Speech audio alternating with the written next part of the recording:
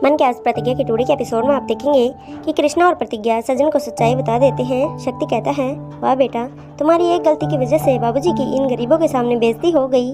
खर्चा और करवा दिया वो अलग।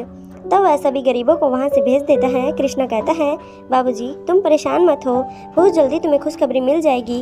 शक्ति कहता है, क्यों झूठा दिलासा दिला रहा है बाबा, ये कभी माँ नहीं बनने वाली, क्योंकि इससे इसके शरीर की सुंदरता खराब हो जाएगी। हमें तो लगता है ये बच्चा न होने की गोलियाँ लेती है, और जो काम 4 साल में नहीं हुआ वो अब कैसे हो सकता है। कृष्णा कहता है, ए शक्ति बाई, बहुत हो गया। सज्जन कहता है, ए बाबा, ये सच ही तो है कि कृष्णा बहू कभी माँ नहीं बन सकती।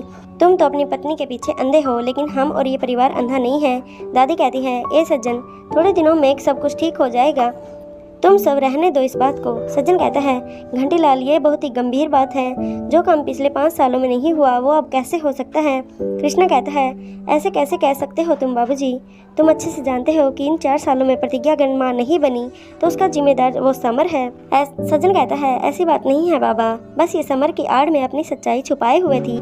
इसलिए नहीं कि इससे समर की परवरिश में दिक्कत आएगी, बल्कि इसलिए कि ये कभी माँ बन ही नहीं सकती। कृष्णा कहता है, बाबूजी, प्रतिज्ञा के लिए इतनी घटिया बात बोलने से पहले तुम्हें सोचना चाहिए। सज्जन कहता है, ए बाबा, तुम्हारे और तुम्हारी मेहरारू को झूठ बोलने की वजह से ही हमें ये सब कहना पड़ रहा है। और एक बात बता दें कि अगर ज़मीन में बीज फेंकने से पौधा अंकुरित ना हो तो उसमें बीज की गलती नहीं होती, वह ज़मीन ही बंजर होती है।